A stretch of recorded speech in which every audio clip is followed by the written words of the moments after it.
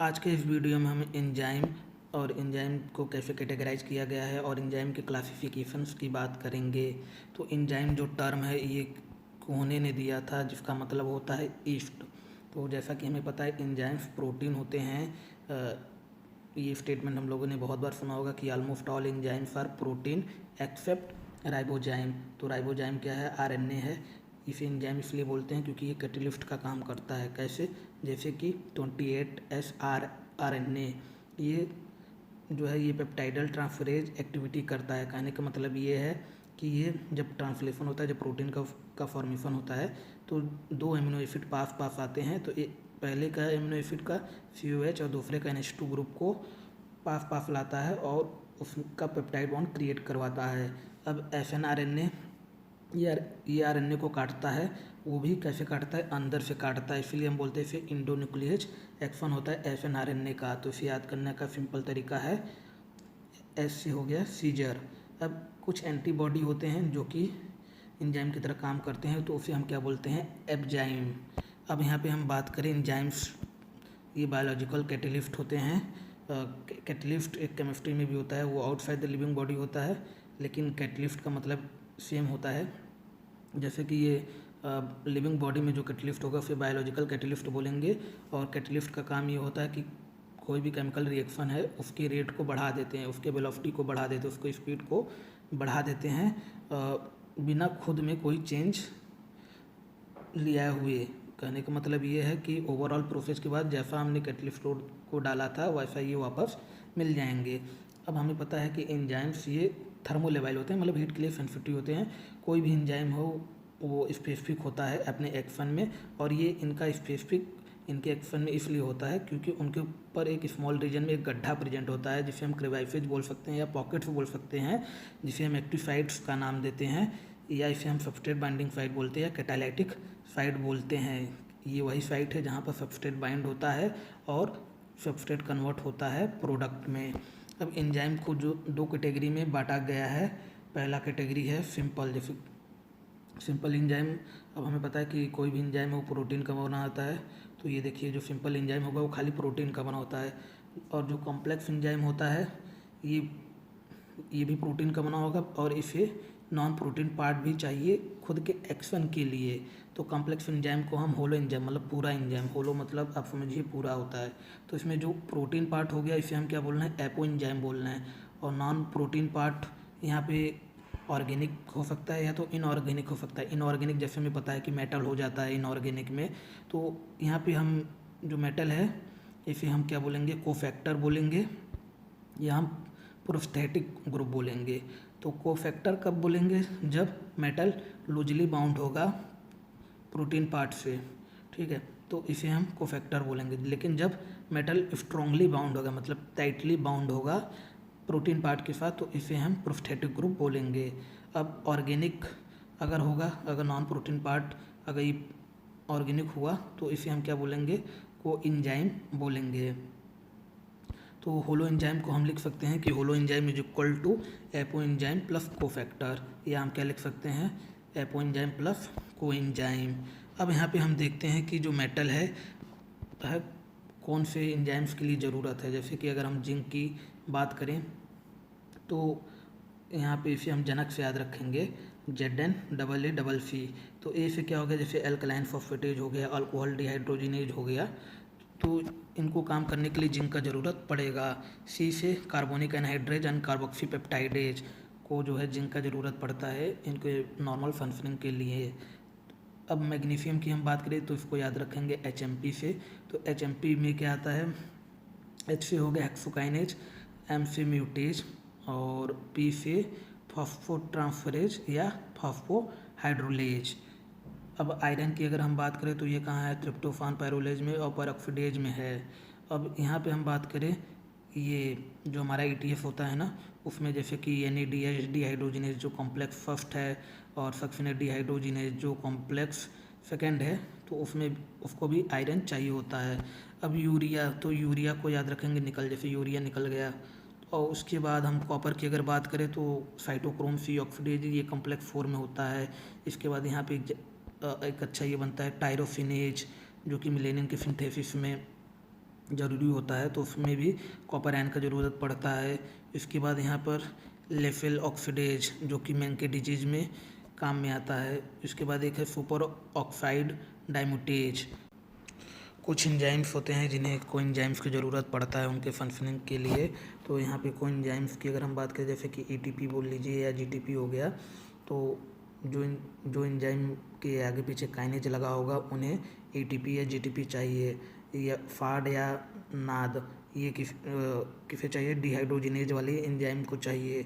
यानी डीपीएच किसे चाहिए? जिस एंजाइम के आगे पीछे रिडक्टेज लगा होगा। पीएलपी जो है ट्रांसमिनेज एंड डिकार्बोक्सिलेज वाले एंजाइम को चाहिए।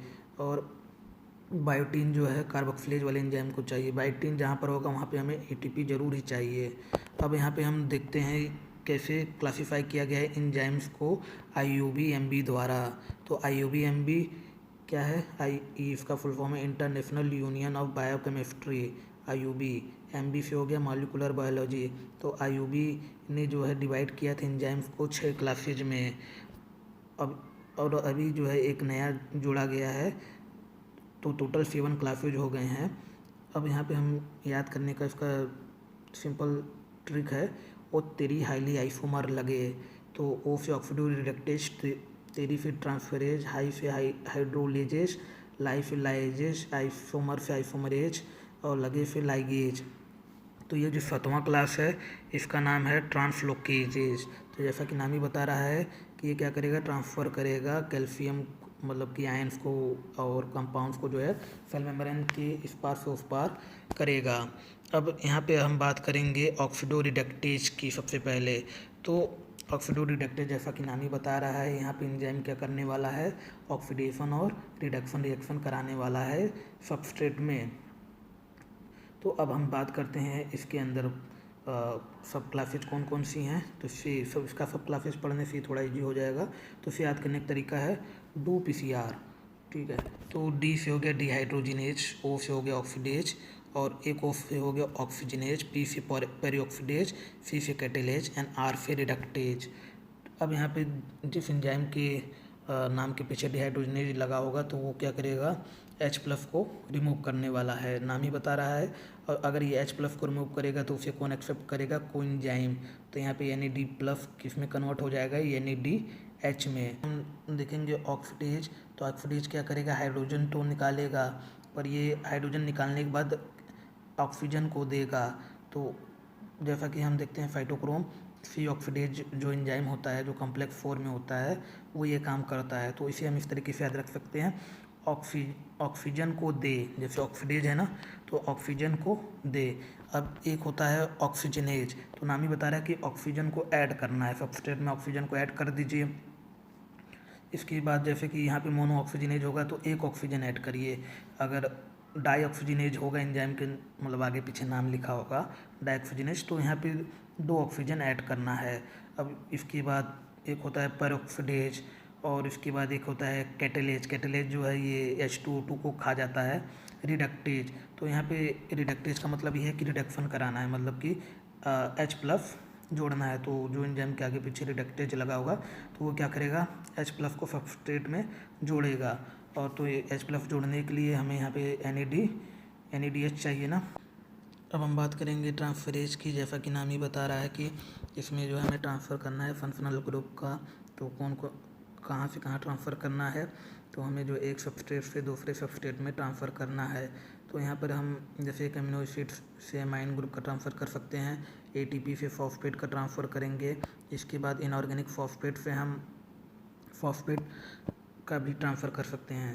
तो अब यहाँ पे कौन से एंजाइम्स हैं जो कि ये काम करेंगे? तो जिस एंजाइम के नाम में ट्रांस आएगा, ठीक है, वो ये काम करेगा, जैसे कि ट्रांसफेमिनेज, ट्रांसफेल्डोज, ट्रांसकीटोलेज। तो यहाँ पर अगर एग्जांपल ले तो ये जो ट्रांसफेमिनेज है ये एमाइन ग्रुप मतलब NH2 ग्रुप को ट्रांसफ़र करेगा सबस्ट्रेट में। काइनेज जहाँ पर आ गया तो ये क्या करेगा? ये फॉस्फेट ग्रुप को ट्रांसफ़र करेगा, और ये फॉस्फेट ATP से निकालेगा और दे देगा सबस्ट्रेट को। तो जैसे कि ग्लूकोकाइनेज हो गया, तो ग्लूकोकाइनेज नाम ही बता रहा है कि ग्लूकोज है, ठीक है, और काइनेज मतलब ये ATP से फॉस्फेट लिया और ग्लूकोज को दे दिया। तो यहाँ पे क्या बन जाएगा? प्रोडक्ट ग्लूकोज 6 फॉस्फेट बन जाएगा। और इसे हेक्सोकाइनेज भी, ये एक तरीके का हेक्सोकाइनेज है। हेक्सोकाइनेज का मतलब ये है कि जब सबस्ट्रेट और प्रोडक्ट अलग अलग हो तो यहाँ पे हम हेक्सोकाइनेज, मतलब जैसे सेम कार्बन के हो तो यहाँ पे हेक्सोकाइनेज का यूज करते हैं। फॉस्फोराइलेज का मतलब ये है कि यहाँ पर जो हमें फॉस्फेट तो देना है, ठीक है, जैसे फॉस्फोराइलेशन बोलते नहीं है कि एटीपी का यूज होगा, तो एटीपी का यहाँ यूज होगा, पर यहाँ पे जो फॉस्फेट हम दे रहे हैं वो कहाँ से दे रहे हैं, इनऑर्गेनिक फॉस्फेट से देंगे। और यहाँ पर जो है क्या एग्जांपल हो गया, ग्लाइकोजन फॉस्फोराइलेज, जैसे कि यहाँ पर ग्लाइकोजन फॉस्फोराइलेज में ग्लाइकोजन है और सब्सट्रेट हो गया, और यहाँ पे जो है इनऑर्गेनिक फॉस्फेट हम ग्लाइकोजन में जोड़ देंगे तो यहाँ पे क्या बन जाएगा, ग्लूकोज 1 फॉस्फेट एन टाइम्स बनेगा, क्योंकि ग्लाइकोजन था तो फिर हम ग्लूकोज एन टाइम्स बना सकते हैं, तो यहाँ पे पहले पोजीशन पे जुड़ेगा। अब हम यहाँ पे बात करेंगे हाइड्रोलेज की, तो नाम ही बता रहा है कि पानी देकर क्या करना है, तोड़ना है, ठीक है। तो यहाँ पे हम क्या करते हैं, ब्रेक करते हैं माइक्रोमॉलिक्यूल्स को बाय एडिंग वाटर। माइक्रोमॉलिक्यूल्स में जैसे कार्बन कार्बन के बीच में जो बॉन्ड है, मतलब कोवालेंट बॉन्ड है, उसे हमें तोड़ना है पर पानी डाल के। तो जैसे मैक्रोमॉलिक्यूल्स हम लोगों ने पढ़ा है कि कार्बोहाइड्रेट होता है, तो कार्बोहाइड्रेट में ग्लाइकोसिडिक बॉन्ड होता है तो वहाँ पे तोड़ता है, जैसे अमाइलेज हो गया, इसके बाद सुक्रोजेज हो गया, माल्टेज हो गया, इसका प्रोटीन में पेप्टाइड बॉन्ड होता है तो यहाँ पे जो एंजाइम्स का नाम होगा पेप्टाइडेज होगा या प्रोटीएजेज होगा। न्यूक्लिक एसिड को तोड़ने वाले एंजाइम का नाम न्यूक्लिएजेज होगा। ये इंडोन्यूक्लियोज भी हो सकते हैं या एक्सोन्यूक्लियोज भी हो सकते हैं, अंदर से काटे या बाहर से काटे। लिपिड, जैसा कि हमें पता है ये इफ्टर होता है, फैटी एसिड और अल्कोहल का बना होता है ना, या फिर हम लाइपेज भी बोलते हैं। तो ये सब जितने हैं माइक्रोमॉलिक्यूल्स, इन्हें हम पानी डाल के ही तोड़ते हैं।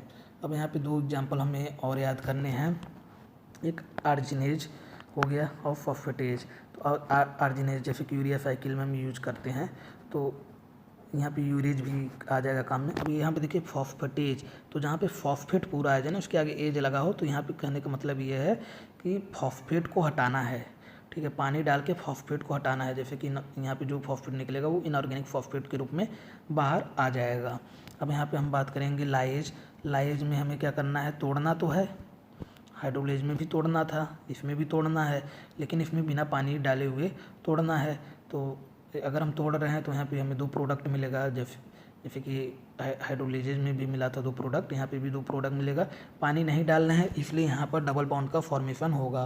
तो कौन से एंजाइम आएंगे यहाँ पर, जिस एंजाइम के नाम के आगे लाइज लगा होगा, जैसे HMG कोएंजाइम लाइज, अर्जिनोनेन succinate lyase, ATP citrate lyase. और जो सबसे फेमस है यहाँ पे एल्डोलेज, जैसा कि हम ग्लाइकोलिसिस में भी पढ़ते हैं, इनोलेज, फुमेरेज, एकोनिटेज, और यहाँ पे डी कार्बोक्सिलेज।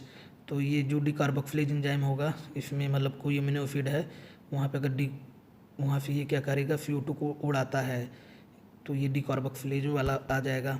आइसोमेरेज नाम ही बता रहा है कि आइसोमेराइजेशन रिएक्शन कराना है, तो आइसोमेराइजेशन रिएक्शन जो हमारा सबस्ट्रेट है उसी के अंदर हमें रीअरेंजमेंट कराना है, तो यहाँ पे एंजाइम्स आ जाएंगे, आइसोमेरेज, रेसिमेज, म्यूटेज। तो ये इस तरीके से काम करेंगे। जैसे कि ग्लूकोज 6 फॉस्फेट है, अब उसका आइसोमर क्या बना देंगे, फ्रक्टोज 6 फॉस्फेट बना दिए हैं। और रेसिमेज में मतलब कि डी फॉर्म, मतलब डी ग्लूकोज को L ग्लूकोज में बदल दिए हैं। इस तरीके से ये काम करता है। अगर हम लाइगेज की अब बात करें तो नाम ही बता रहा है लाइगेट करना, मतलब 2 चीज़ को जोड़ना, 2 सबस्ट्रेट को हम लोग क्या कर रहे हैं, जोड़ रहे हैं। जोड़ने का मतलब है कि बॉन्ड बना रहे हैं। कौन सा बॉन्ड, कोवैलेंट बॉन्ड बना रहे हैं। अगर हम कोवैलेंट बॉन्ड बनाएंगे तो हमें यहाँ पे ATP चाहिए ही चाहिए। तो अगर कोई भी एंजाइम है जिसके पीछे मतलब कार्बोक्सिलेज लगा हो, तो वो इसी कैटेगरी का एंजाइम है, तो कार्बोक्सिलेज। अब यहाँ पे जैसे कि हम बात करें कार्बोक्सिलेज की, यहाँ पे ABC रिएक्शन भी इसमें होता है।